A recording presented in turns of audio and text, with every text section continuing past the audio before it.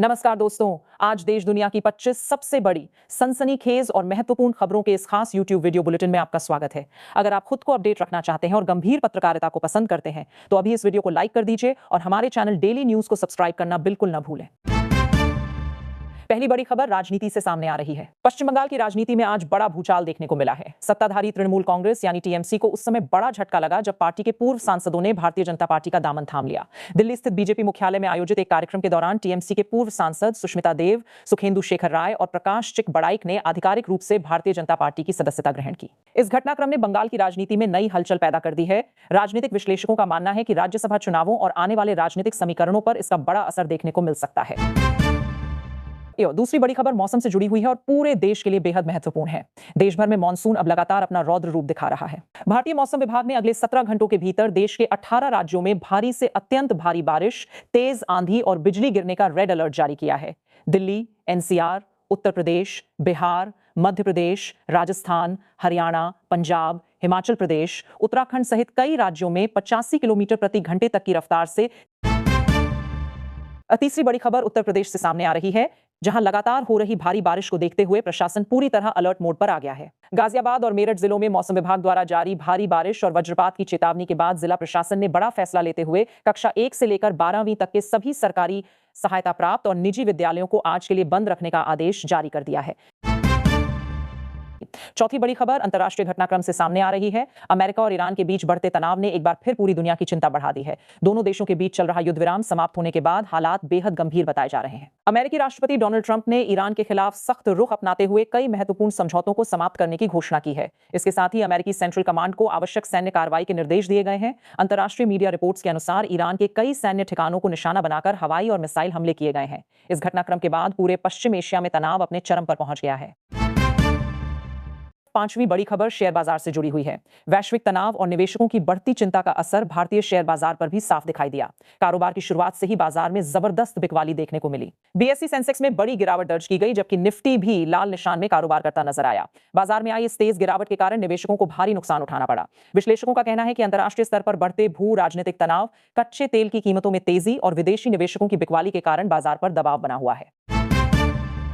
छठी बड़ी खबर सोना और चांदी के बाजार से सामने आ रही है। अंतर्राष्ट्रीय बाजार में जारी उतार चढ़ाव के बीच भारतीय सर्राफा बाजार में आज सोने और चांदी की कीमतों में बदलाव दर्ज किया गया है। प्रमुख महानगरों में 24 कैरेट सोने की कीमत में गिरावट देखने को मिली है, जबकि चांदी के दामों में भी नरमी दर्ज की गई है। बाजार विशेषज्ञों का कहना है कि वैश्विक आर्थिक परिस्थितियों और डॉलर की चाल का सीधा असर कीमती धातुओं की कीमतों पर पड़ रहा है। यदि आप सोना या चांदी खरीदने की योजना बना रहे हैं, तो बाजार की स्थिति पर नजर रखना बेहद जरूरी है।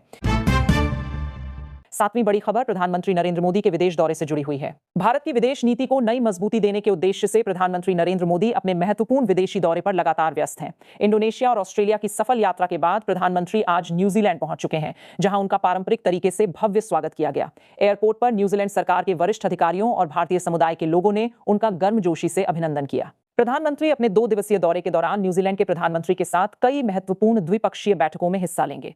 इस दौरान दोनों देशों के बीच व्यापार, निवेश, कृषि तकनीक, शिक्षा, समुद्री सुरक्षा, रक्षा सहयोग और मुक्त व्यापार समझौते जैसे कई अहम मुद्दों पर विस्तार से चर्चा होने की संभावना है। आठवीं बड़ी खबर दिल्ली सरकार की एक महत्वपूर्ण योजना से जुड़ी हुई है। राजधानी दिल्ली में महिलाओं की मुफ्त बस यात्रा योजना को लेकर सरकार ने बड़ा फैसला लिया है। अब आगामी 1 अगस्त से डीटीसी और क्लस्टर बसों में मुफ्त यात्रा का लाभ लेने के लिए महिलाओं के पास पिंक सहेली स्मार्ट कार्ड होना अनिवार्य होगा। सरकार ने स्पष्ट किया है कि वर्तमान में जारी किए जा रहे कागजी पिंक टिकट पूरी तरह बंद कर दिए जाएंगे और उनकी जगह डिजिटल स्मार्ट कार्ड व्यवस्था लागू की जाएगी। सरकार का कहना है कि इससे महिलाओं की यात्रा अधिक सुरक्षित होगी और पूरी व्यवस्था पहले से ज्यादा पारदर्शी बनेगी। साथ ही मुफ्त यात्रा करने वाली महिला यात्रियों का सटीक रिकॉर्ड भी डिजिटल माध्यम से उपलब्ध रहेगा। 9वीं बड़ी खबर फिल्म जगत और न्यायपालिका से सामने आ रही है। बॉलीवुड अभिनेता राजपाल यादव को चेक बाउंस मामले में दिल्ली हाईकोर्ट से बड़ा झटका लगा है। अदालत ने निचली अदालत द्वारा सुनाई गई सजा को बरकरार रखते हुए कहा कि व्यापारिक लेन देन में विश्वास और पारदर्शिता बनाए रखना प्रत्येक नागरिक की जिम्मेदारी है। कोर्ट की इस टिप्पणी के बाद अभिनेता की कानूनी मुश्किलें एक बार फिर बढ़ गई हैं। कानूनी विशेषज्ञों का कहना है कि अब इस मामले में आगे की कानूनी प्रक्रिया के अनुसार ही अगला निर्णय लिया जाएगा। 10वीं बड़ी खबर कर्नाटक से सामने आ रही है। अभिनेता प्रकाश राज आज बेंगलुरु की एक स्थानीय अदालत में व्यक्तिगत रूप से पेश हुए। उनके खिलाफ चुनावी नियमों के उल्लंघन और कथित फर्जी वोटर आईडी से जुड़े मामले की सुनवाई हुई। अदालत ने दोनों पक्षों की दलीलें सुनने के बाद प्रकाश राज को सशर्त नियमित जमानत प्रदान कर दी। अदालत से बाहर निकलने के बाद प्रकाश राज ने मीडिया से बातचीत करते हुए कहा कि उन्हें देश की न्यायपालिका पर पूरा भरोसा है और वे कानून का पूरा सम्मान करते हैं।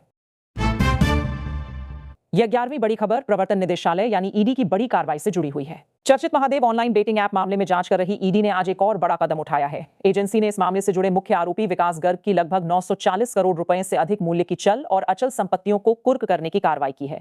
इन संपत्तियों में आलीशान फ्लैट, व्यावसायिक भवन, बैंक खाते और अन्य निवेश शामिल बताए जा रहे हैं। ईडी के अनुसार जांच के दौरान अवैध सट्टेबाजी और मनी लॉन्ड्रिंग से जुड़े कई महत्वपूर्ण दस्तावेज और वित्तीय लेन देन के प्रमाण मिले हैं। एजेंसी का कहना है कि इस पूरे नेटवर्क की जांच अभी भी जारी है और आने वाले दिनों में कई अन्य लोगों पर भी कार्रवाई हो सकती है। और 12वीं बड़ी खबर मनोरंजन जगत से जुड़ी हुई है। मशहूर सिंगर बिस्मिल को कथित तौर पर गैंगस्टर दीपक नांदल की ओर से जान से मारने की धमकी मिलने का मामला सामने आया है। जानकारी के अनुसार गैंगस्टर ने उनसे 5 करोड़ रुपए की रंगदारी की मांग की है और पैसा नहीं देने पर गंभीर परिणाम भुगतने की धमकी दी है। शिकायत मिलने के बाद दिल्ली पुलिस की स्पेशल सेल तुरंत हरकत में आ गई है। पुलिस ने मामला दर्ज कर जांच शुरू कर दी है और सिंगर की सुरक्षा भी बढ़ा दी गई है। जांच एजेंसियां धमकी देने वाले लोगों की पहचान और उनके नेटवर्क तक पहुंचने का प्रयास कर रही हैं। इस घटना के बाद मनोरंजन जगत में भी चिंता का माहौल बना हुआ है। खबर आम आदमी की जेब और महंगाई से जुड़ी हुई है। देश भर में लगातार बढ़ती खाद्य महंगाई ने एक बार फिर आम लोगों की चिंता बढ़ा दी है। ताजा रिपोर्ट के अनुसार जून और जुलाई महीने के दौरान टमाटर, प्याज, हरी सब्जियों और खाद्य तेल की कीमतों में लगातार बढ़ोतरी देखने को मिली है। इसका सीधा असर अब आम लोगों की रसोई पर पड़ रहा है। रिपोर्ट के मुताबिक वेज थाली की औसत कीमत में करीब 5% तक की वृद्धि दर्ज की गई है, जबकि नॉनवेज थाली भी पहले की तुलना में काफी महंगी हो गई है। 14वीं बड़ी खबर स्वास्थ्य जगत से सामने आ रही है। विश्व स्वास्थ्य संगठन यानी WHO ने वैश्विक स्वास्थ्य को लेकर एक महत्वपूर्ण रिपोर्ट जारी की है। रिपोर्ट के अनुसार हृदय रोगों के बाद अब कैंसर दुनिया में मौत का दूसरा सबसे बड़ा कारण बन चुका है। विशेषज्ञों का कहना है कि बदलती जीवन शैली, प्रदूषण, तंबाकू और शराब का सेवन, शारीरिक गतिविधियों में कमी तथा असंतुलित खान पान जैसी कई वजहों से कैंसर के मामलों में लगातार वृद्धि हो रही है। WHO ने सभी देशों से अपील की है कि कैंसर की समय पर जांच, जागरूकता अभियान और आधुनिक उपचार सुविधाओं को अधिक सुलभ बनाया जाए ताकि इस गंभीर बीमारी से होने वाली मौतों को कम किया जा सके।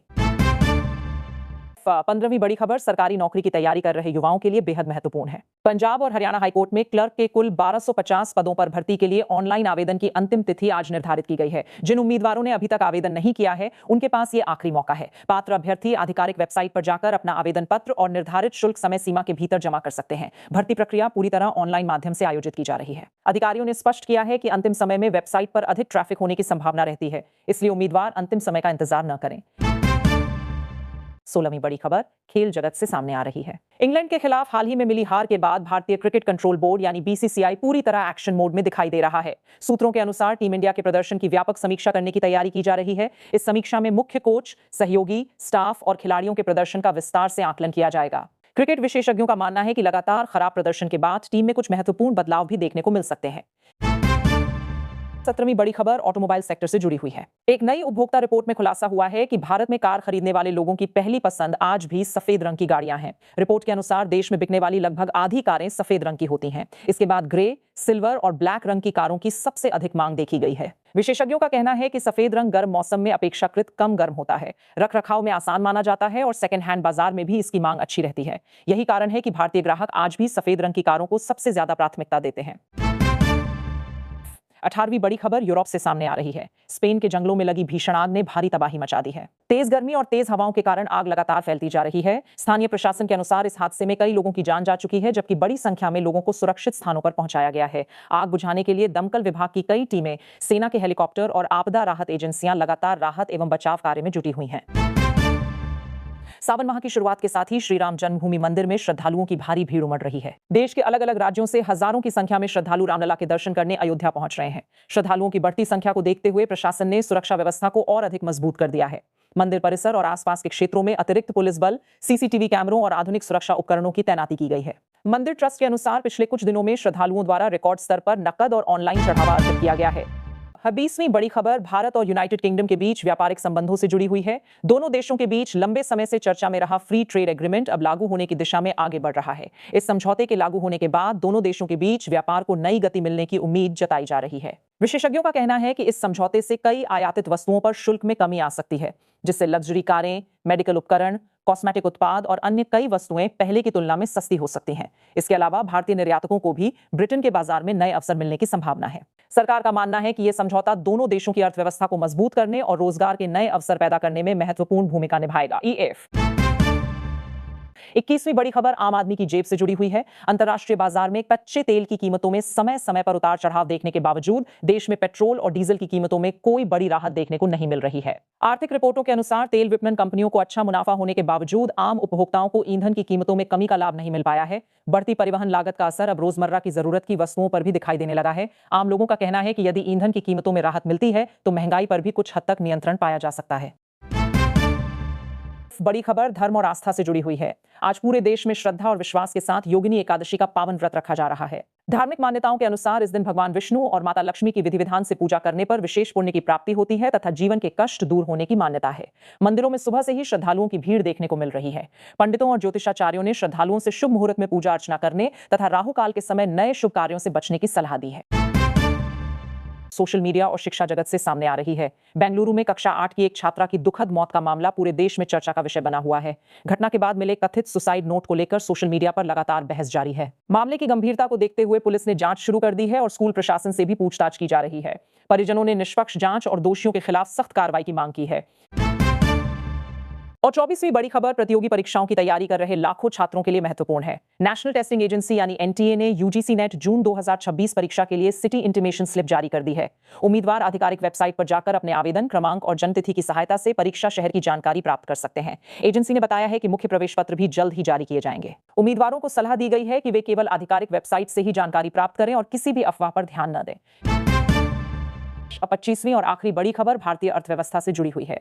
वैश्विक बाजारों में जारी अनिश्चितता और अमेरिकी डॉलर की मजबूती का असर भारतीय रुपये पर भी देखने को मिला है। डॉलर के मुकाबले रुपया कमजोर हुआ है, जिससे आयातित वस्तुओं की लागत बढ़ने की आशंका जताई जा रही है। आर्थिक विशेषज्ञों का कहना है कि यदि अंतर्राष्ट्रीय बाजार में यही स्थिति बनी रहती है तो कच्चे तेल, इलेक्ट्रॉनिक्स और अन्य आयातित उत्पादों की कीमतों पर भी इसका असर पड़ सकता है। हालांकि विशेषज्ञों का यह भी मानना है कि भारतीय अर्थव्यवस्था की मजबूत बुनियाद और घरेलू मांग आने वाले समय में इस दबाव को काफी हद तक संतुलित करने में मदद कर सकती है। फिलहाल आज के इस बुलेटिन में बस इतना ही। मैं लेता हूं आपसे इजाजत।